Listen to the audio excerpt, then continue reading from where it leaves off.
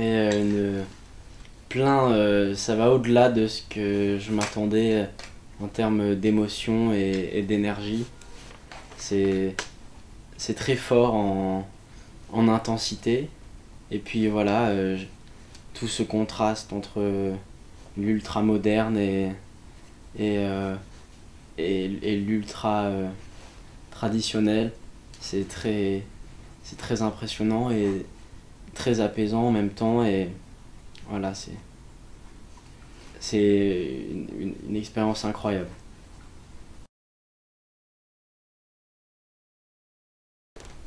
Il y a plein de surprises et surtout on n'a aucun repère en étant occidentaux.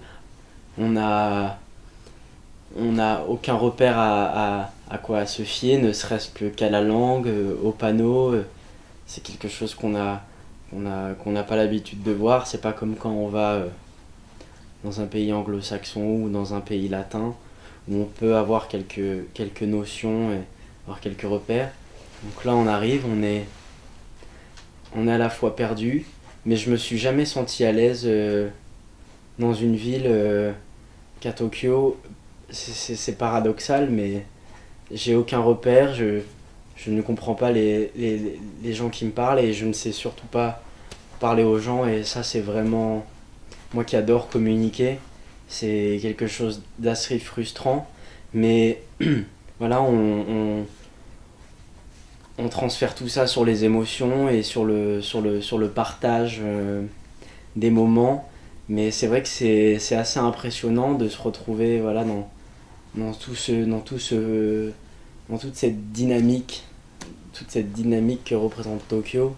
Quand on vient, voilà, ça fait limite passer Paris pour un village, quoi. Et c'est avec grand plaisir que je me laisse aspirer et emporter par l'énergie de Tokyo.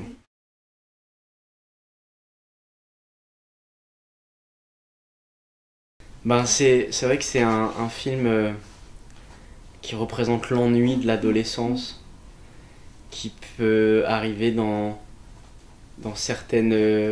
là en l'occurrence c'est le cas de jeunes de banlieue pavillonnaire de Paris qui sont dans l'ennui et qui vivent leur adolescence par défaut et pas par choix. Donc voilà, ce côté mystérieux qui englobe les personnages.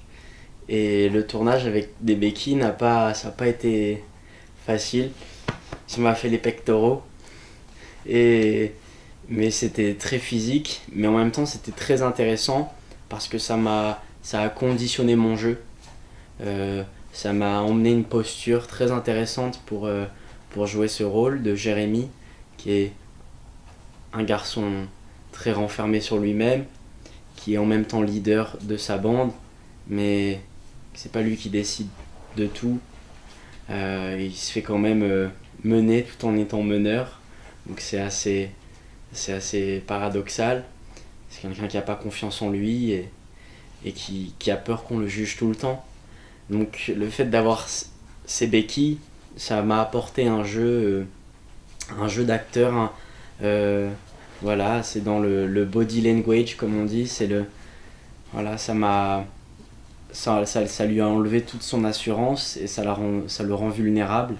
Et c'était très intéressant, même si c'était très physique à faire. Parce que j'ai tourné pendant un mois en faisant des béquilles pendant 10 heures par jour.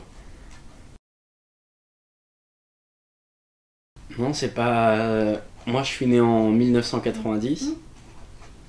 Donc, je suis né pratiquement pendant l'époque du film. Mais je me retrouve un peu dans Jérémy, dans le sens où moi, j'ai grandi loin de Paris. J'ai grandi dans le sud de la France, à Nice. Je suis né à Nice et j'ai grandi dans un village qui s'appelle Saint-Paul-de-Vence. Et on peut retrouver un peu cet ennui, voilà, où on se sent loin de tout cette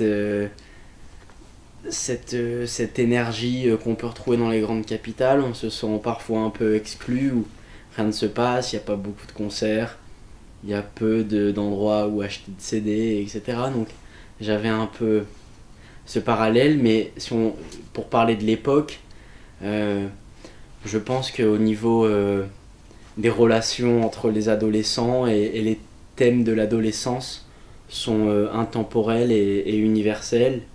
Je pense que dans chaque culture et dans chaque époque, les problèmes d'adolescence sont les mêmes.